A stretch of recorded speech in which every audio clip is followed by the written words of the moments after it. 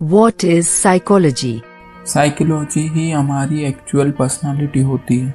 जैसे किसी इंसान के लिए उसकी सोल होती है, साइकोलॉजी ही हमारी पर्सनालिटी को इतना अलग बनाती है। एग्जाम्पल के लिए आप सोचो, आपके दो दोस्त हैं, रॉय और जॉय। अगर हम उनकी साइकोलॉजी बदल दें तो वो कम्प्लीटली आपस में एक्सचेंज हो जाएंगे। मतलब बॉडी उनकी वही रहेगी, बट वो जिस तरीके से बोलेंगे, चलेंगे, उनका बिहेवियर सब कुछ चेंज हो जाएगा। बस फिज़िकली और वॉइस से वो सेम दिखेंगे। अब ये चेंज आएगा कैसे? ये चेंज साइकोलॉजी की वजह से आएगा, क्योंकि साइकोलॉजी ही वो सोचने की शक्ति है जिससे वो किसी भी चीज़ को समझते हैं। जब भी आप उनसे कुछ बात करेंगे, इंसान की साइकोलॉजी ही उस बात को दिमाग में प्रोसेस करके आगे के स्टेप्स बताएगी। देखने में ऐसा लगेगा कि उनकी सोल इंटरचेंज हो गई है, बट वो फ़र्क उनकी पर्सनालिटी की वजह से आया है। Power of psychology. वर्ल्ड में जितने भी ग्रेटेस्ट लोग रहे हैं या हैं, जिन्हें हम कल्ट ऑफ पर्सनालिटी बोलते हैं, वो उनकी साइकोलॉजी की वजह से है। सुभाष चंद्र बोस जी का एक कोट है, One individual may die for an idea, but that idea will, after his death, incarnate itself in 1,000 lives. एक इंसान बदल सकता है, मर सकता है, उसका आइडिया, उसकी सोच हमेशा ज़िंदा रहेगी। और टाइम के साथ जितने लोगों को वो बातें पता चलेगी, वो अपने साइकोलॉजी के हिसाब से उसे प्रोसेस करके एक नया रूप दे देंगे, उसे इनकारनेट कर देंगे, रिबॉर्न कर देंगे उस आइडिया को। Sources of psychology. आपकी साइकोलॉजी आपके सराउंडिंग से फॉर्म होती है। जो भी चीज़ आप देखते हैं, सुनते हैं, जो भी आपके इंटरेक्शन में आती है, उससे आपके दिमाग पे फ़र्क पड़ता है। भले ही वो अच्छी चीज़ हो, बुरी चीज़ हो, उससे आपकी साइकोलॉजी फॉर्म होती है। एग्ज़ाम्पल के लिए जैसे videos, movies, newspaper, posters, photos, sounds, ये सारी चीज़ें, यहाँ तक कि एब्स्ट्रैक्ट चीज़ें भी आपकी साइकोलॉजी को क्रिएट करती हैं। टच या फीलिंग्स जो आपके तरफ हैं किसी की, वो भी आपकी साइकोलॉजी को क्रिएट करेगी। Breakdown of sources. अब सोर्सेज पे आते हैं। सोर्सेज के बहुत सारे टाइप के हो सकते हैं। Daily shows, weekly shows, TV news. मान लेते हैं आज के दिन कोई टेररिस्ट अटैक हो तो उसमें क्या स्टेप्स लेने चाहिए, कैसा बिहेव करना चाहिए, कैसे खुद को सेव करना चाहिए। बट अगर आपने परसों या कल एक मूवी देखी या टीवी शो देखा जिसमें प्रोसेस बताई गई हो, तो 110% चांसेस हैं कि अगर उस सिचुएशन से डील करने के लिए आपने पहले कुछ कंज्यूम नहीं किया है मीडिया, तो आप वही चीज़ परफॉर्म करेंगे जो आपने उस टीवी शो या मूवी में देखा था। इसलिए जो सोर्सेज होते हैं वो आपकी पर्सनालिटी को क्रिएट करते हैं, वही आपको बनाते हैं। इसी रीज़न की वजह से जितने भी ग्रेट लोग होते हैं वो बुक्स पढ़ते हैं, मूवीज़ देखते हैं ऐसी जिनमें थ्रिलर या एक सिचुएशनल टाइप ऑफ नॉलेज के बारे में बात की गई हो, ताकि हर सिचुएशन पे वो उसे डील कर सकें। किसी टीवी शो में हो, किसी न्यूज़ शो में हो, उनसे कोई सवाल पूछें तो वो उस बुक को कोट नहीं करेंगे, बट आंसर उनका उसी रीज़न से आएगा जो भी उनने पढ़ा था। और जैसा कि सुभाष चंद्र बोस ने बोला है, उसमें जो ऐड ऑन होंगे वर्ड्स वो उनके खुद के होंगे, क्योंकि उस कोड्स को, उस नॉलेज को उन्हें रिकार्नेट किया खुद के दिमाग में, तो वो एक थर्ड फॉर्म ले लेगा नॉलेज का। फिर आप उसे कंज्यूम करेंगे, तो जब भी आपसे सेम क्वेश्चंस पूछे जाएंगे तो आपके आंसर भी उसी के अकॉर्डिंग चेंज हो जाएंगे। 7 effects of psychology. First, the halo effect. First impression is the last impression. ये फ्रेज़ आपने बहुत से जगहों पे सुना होगा, बट ये 110% रियलिटी है। जब भी आप किसी से मिलते हैं, बात करते हैं, उस फर्स्ट इम्पैक्ट से ही आपका परसेप्शन बनता है उस इंसान के दिमाग में। एक स्टडी से पता चला है कि इंटरव्यूअर्स ने कैंडिडेट से मिलने के पहले 7 सेकंड में ही उनके बारे में डिसीजन ले लिया। Only 7 seconds to make an impression. Example, अभी आप मेरी वॉइस सुन रहे हैं, इस वॉइस से ही आपके दिमाग में मेरा एक परसेप्शन बनेगा। आप सोचेंगे मेरी एज क्या होगी, मैं कैसा दिखता हूँगा। देन अगर मैं आपके सामने आऊँ, आपसे मिलूँ, तो भी वही परसेप्शन मेरी पर्सनालिटी को आपके दिमाग में क्रिएट करेगा। भले ही मैं दिखने में, बात करने में, रियलिटी में अलग हूँ, बट मेरा फर्स्ट इम्प्रेशन जो आप पे पड़ रहा है वो मेरी वॉइस है। तो आप आगे मेरे बारे में उसी तरीके से सोचेंगे। इसका एक सबसे बड़ा एग्जांपल मार्केटिंग में देखा जा सकता है। अगर कोई कंपनी एक प्रोडक्ट उतार रही है और उसका इम्प्रेशन गलत पड़ जाए मार्केट में, तो वो कुछ भी कर ले, उसका इम्प्रेशन वो लोगों के दिमाग से चेंज नहीं कर सकती। इसका सबसे बड़ा एग्जांपल है नैनो। टाटा ने नैनो एक बहुत ही अच्छे मोटिव से बनाई थी, बट पहला इम्प्रेशन लोगों के दिमाग में पड़ा, it is the cheapest car. वो चीपेस्ट वर्ड लोगों के दिमाग में फीड हो गया। उसके बाद उनने कितने कैंपेन्स किए, उसमें कितने अपग्रेडेशन किए, ईवी तक लिया है उसकी, बट वो नहीं सस्टेन कर पाए प्रोडक्ट। हर बार उन्हें डिसकंटिन्यू करना पड़ा और 2020 में उन्होंने कम्प्लीटली डिसकंटिन्यू कर दिया नैनो को। Second, the Dunning-Kruger effect. The less you know, the more you think you know. ये इफेक्ट आप किसी डिबेट में देख सकते हैं। जिसे बहुत ज़्यादा नॉलेज है वो सबके बीच में नहीं बोलेगा, बार बार नहीं बोलेगा, जब भी बोलेगा लिमिटेड टाइम के लिए बोलेगा, बट वो इम्पैक्टफुल बात बोलेगा। बट जिसे नॉलेज नहीं है वो इतना एक्सट्रीमली बोलेगा, कुछ भी बोलेगा, लेकिन उसके दिमाग में ये बात चलेगी कि उसे ही सारी नॉलेज है। इसका एक और एग्जांपल है जो आप रियल लाइफ में देख सकते हैं। जब भी एक कॉलेज स्टूडेंट पहली बार कॉलेज जाता है तो फर्स्ट ईयर में उसे लगता है कि जो भी टीचर्स हैं उन्हें कुछ नहीं पता, बट टाइम बाय टाइम उसे समझ आता है कि अभी मुझे सीखने के लिए बहुत कुछ है। अमेरिकन साइकोलॉजिकल एसोसिएशन के अनुसार यह प्रभाव ड्राइविंग स्किल से लेकर नौकरी की क्षमता तक हर जगह देखा जा सकता है। एक और एग्जांपल, जो आजकल बाबा बन के घूम रहे हैं, गॉड्समैन, उनकी नॉलेज और आईक्यू एक 10 साल के बच्चे से भी कम है। क्यों? क्योंकि उस बच्चे को ये फ़र्क पता है कि मून और सन में डिफरेंस क्या है, बट उन लोगों को नहीं पता। फिर भी वो मैनिपुलेट करते हैं दूसरों को कि हमारे नॉलेज की अनलिमिटेड पावर है, वगैरह वगैरह। Third, the placebo effect. Your mind has the power to heal your body. आपको ये सुन के लगेगा ये गिमिक है, बट ये सच्चाई है। आपका दिमाग ही आपकी बॉडी को हील कर सकता है। अगर आप कुछ सोचें कि ये मुझे बीमारी है, तो रिवर्स प्लेसिबो इफेक्ट भी होगा, जिससे आपको लगने लगेगा कि मैं बीमार हूँ, आपकी हेल्थ बिगड़ने लगेगी। बट अब अगर आप सोचें कि कुछ चीज़ की वजह से आपकी हेल्थ में इम्प्रूवमेंट आ रहा है, जबकि वो इररेलेवेंट है, उसका रिलेशन कुछ भी नहीं है आपकी उस बीमारी से या चीज़ से, डिजीज़ से, फिर भी आपको लगेगा टाइम बाय टाइम कि मेरे हेल्थ में इम्प्रूवमेंट आ रही है।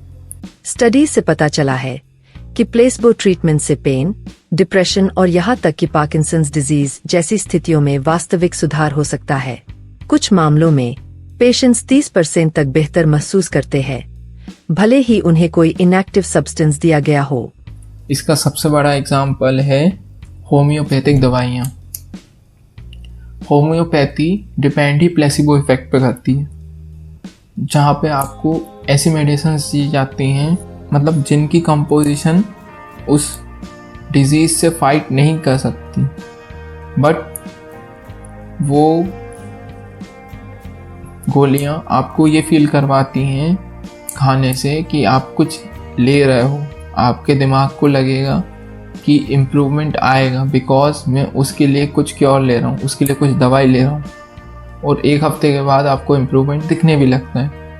इसलिए होम्योपैथिक डॉक्टर्स बहुत लिमिटेड डिजीज़ का इलाज करते हैं। वो ऐसी डिजीज़ का नहीं करते जो फिज़िकली हुई है। फॉर एग्ज़ाम्पल, अगर आपको डिप्रेशन है, एंजाइटी है, या बार बार कुछ भी साइकोलॉजिकल प्रॉब्लम्स हैं, डिजीज़ है, तो होम्योपैथिक दवाइयों से वो ठीक हो जाएगा। बट आपको कुछ इंटरनली हार्ट में प्रॉब्लम है, लिवर में प्रॉब्लम है, जो फिज़िकली हुई है, वो होम्योपैथिक दवाइयों से ठीक नहीं हो सकता। वो डॉक्टर्स भी मना करते हैं कि आप एलोपैथी में दिखाएं या दूसरी मेडिसिन फील्ड्स में दिखाएं। Fourth, decision fatigue. The brain can only make so many choices in a day. अच्छा, जब भी आप कुछ फिजिकल एक्टिविटी करते हैं, खेलना कूदना, रनिंग, ट्रैवलिंग, तो भूख लगना एक लाजमी बात है, एक रियलिटी है। बट जब आप पढ़ाई करते हैं या फिर जॉब करते हैं जहाँ पे आपको सिटिंग का काम है, फिर भी आपको इतनी फटीग लगती है, आपकी बॉडी इतनी थक जाती है जितना आप फिज़िकल एक्टिविटी करके भी नहीं थकते। ऐसा क्यों होता है? ऐसा इसलिए होता है कि वो थकान आपका ब्रेन दिखाता है। ब्रेन एक दिन में लिमिटेड ही डिसीजंस कर सकता है, और जब आप उस लिमिट को पार करने लगते हैं तो आपका ब्रेन फटीग के फॉर्म में आपकी बॉडी को स्लो करता जाता है अनलेस एंड अनटिल उसे रेस्ट ना मिले। स्टडीज से पता चलता है कि जिन लोगों को लगातार कई डिसीजंस लेने के लिए मजबूर किया जाता है, वे समय बीतने के साथ साथ खराब ऑप्शन चुनने लगते हैं। रियलिटी में कोलंबिया यूनिवर्सिटी के रिसर्चर्स ने पाया कि जजेस द्वारा मेंटल थकावट के कारण बाद में पैरोल से इनकार करने की अधिक संभावना थी। इसलिए कुछ एंटरप्रेन्योर्स जैसे मार्क जुकरबर्ग, फेसबुक के फाउंडर, उनका वार्डरोब जो डेली के पहनने के कपड़े हैं वो फिक्स हैं, ताकि उन्हें डिसीजन ना लेना पड़े कि आज क्या पहनना है नहीं पहनना है, ताकि वो ऑफिस जाके बाकी चीज़ों पे डिसीजंस ले सकें, बाकी चीज़ों पे एनर्जी यूटिलाइज कर सकें। और ये ज़्यादातर लोग करते हैं कि वो एक दिन में बैठ के आने वाले हफ्ते के अपने पहनने खाने की चीज़ें डिफ़ाइन कर देते हैं, ताकि उन्हें डेली दिमाग को यूटिलाइज ना करना पड़े, और वही जो एनर्जी है वो किसी प्रोडक्टिव काम में यूज़ कर सकते। Fifth, the Baader-Meinhof phenomenon. Why you see something everywhere after noticing it once. आपने ये अपनी डेली लाइफ में देखा होगा। एग्जाम्पल, जब भी आप न्यू सॉन्ग सुनोगे तो आपको बार बार क्रेविंग होगी कि वो आप सॉन्ग वापस से सुनो, आपका मन करेगा, जबकि आपने उसे सिर्फ एक बार सुना है या कहीं गलती से उसकी कुछ बीट्स सुनी है, बट आपका दिमाग बार बार उस बीट्स को रिवाइंड करेगा सबकॉन्शियसली, क्योंकि आपके ब्रेन को लगता है वो आपके लाइफ में बहुत रेलिवेंट है, आप उस चीज़ से पहली बार इंटरेक्ट कर रहे हो, तो आपका ब्रेन चाहता है कि वो परमानेंट मेमोरी में स्टोर हो जाए, इसलिए वो आपको रिपीटेडली वो चीज़ फील करवाता है, रिपीट करते जाता है उसको। ये इफ़ेक्ट मूवी इंडस्ट्री में भी यूज़ किया जाता है। जब भी कोई हॉरर मूवी में आपको डराना होता है तो वो घोस्ट नहीं दिखाते, वो घोस्ट की एक हल्की सी झलक या उसका एक टच या कनेक्ट दिखाते हैं। वो इसलिए क्योंकि जैसे ही उसका एक हल्का सा इंटरेक्शन होगा मूवी में, पूरी 2 घंटे की मूवी में आपको बार बार रिपीटेशन में लगेगा कि वो यहाँ आएगा, बल्कि जबकि वो उसे यूज़ नहीं करेंगे, फिर भी आपके दिमाग को लगेगा कि अब वापस से भूत आएगा, अब यहाँ पे घोस्ट दिखेगा, यहाँ पे उसकी शैडो आएगी। इसलिए वो टाइम के साथ करते हैं, और इसका फ़ायदा ये होता है जब एंड में एक्सट्रीमली आता है तो आपका दिमाग एकदम से हाई हो जाता है, जब उसका इंटरेक्शन इतना ज़्यादा दिखता है वो एंड में कंक्लूजन में, और आपको वो मूवी अल्टीमेटली अच्छी लगने लगती है, वो रियल लाइफ से कनेक्ट होने लगती है, क्योंकि आप पिछले 1 घंटे 50 मिनट को जी चुके हैं अपनी लाइफ में, और एंड के 10 मिनट उस 150 मिनट्स को डिफाइन कर देते हैं कि वो वर्थ इट थे। Sixth, cognitive dissonance. Why your brain hates inconsistency.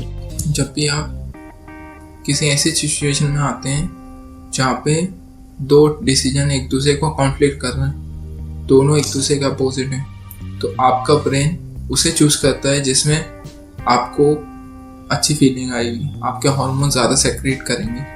For example, जब भी कहीं पे जाने से मना किया जाता है तो इंसान हमेशा वहीं जाता है। उसका रीज़न ये है कि एक डिसीजन तो बोल रहा है कि वहाँ जाने से हार्म होगा, बट दूसरा डिसीजन ये बोल रहा है कि वहाँ पे एक थ्रिल मिलेगा, एक एक्साइटमेंट मिलेगी। तो आपका ब्रेन उस एक्साइटमेंट, उस थ्रिल को चूज करता है रेदर देन उस डेंजर के।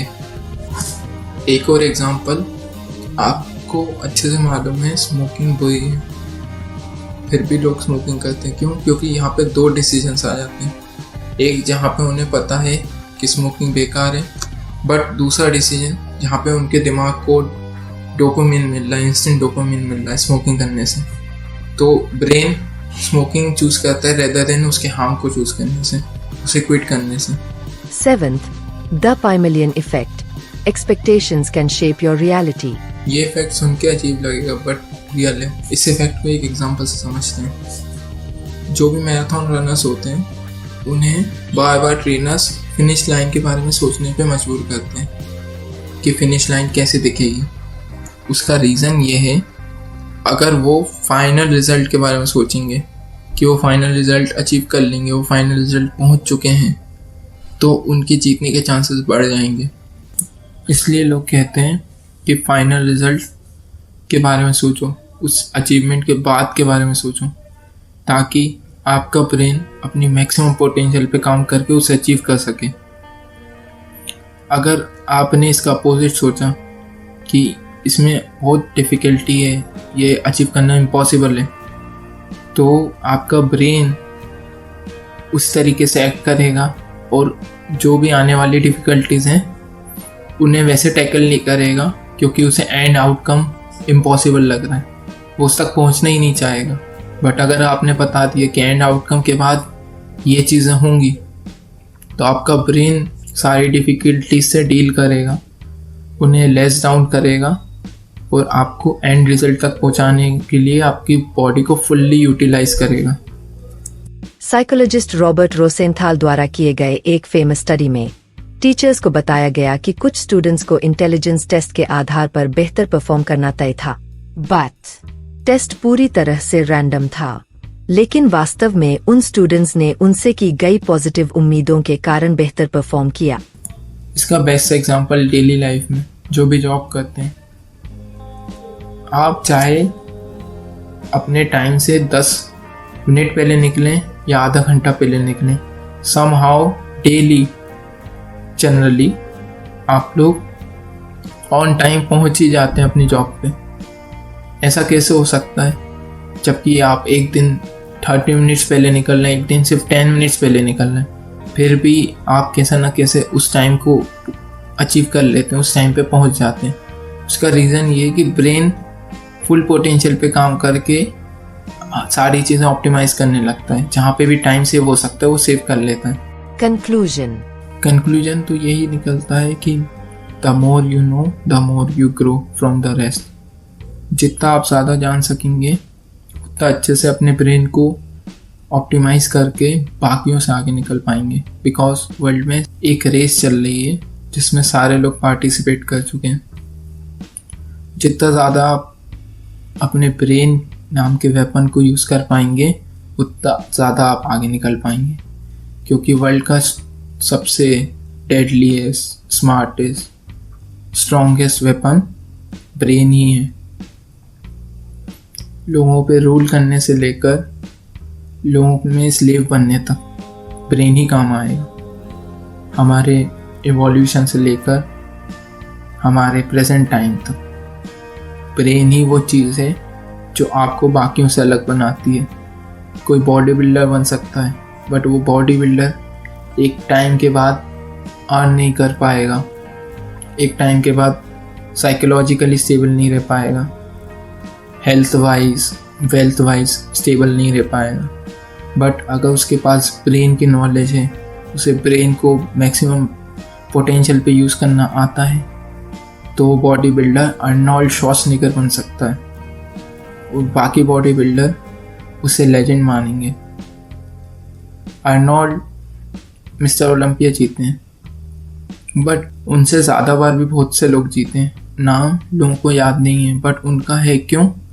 क्योंकि उनने पैरेलली खुद की पर्सनालिटी पे भी काम किया, खुद के साइकोलॉजी पे काम किया, और आज वो लेजेंड है। Same goes with every cult of personality. हर एक कल्ट ऑफ पर्सनालिटी अपने इंडस्ट्री में, अपने स्पेस में हाईएस्ट अचीवमेंट पे आया। क्यों? क्योंकि उसने अपने ब्रेन को यूटिलाइज करना सही से सीख लिया। सो इसी तरीके से आप अपनी नॉलेज बढ़ाइए, पर शेयरिंग के साथ, बिकॉज बाकी लोगों को भी उसी पेज पे आना चाहिए जिस पे आपका दिमाग वर्क कर रहा है। नहीं तो आप बाकी लोगों से बहुत ज़्यादा कॉन्ट्राडिक्ट करने लगेंगे, वो लोग आपकी बात नहीं समझेंगे। सो उन्हें भी ये वीडियो शेयर करें, सब्सक्राइब करें और लाइक करें। एंड नेक्स्ट वीडियो में और भी इम्पोर्टेंट बात होगी। Always remember, Nirvana is nothing but consciousness. Thank you.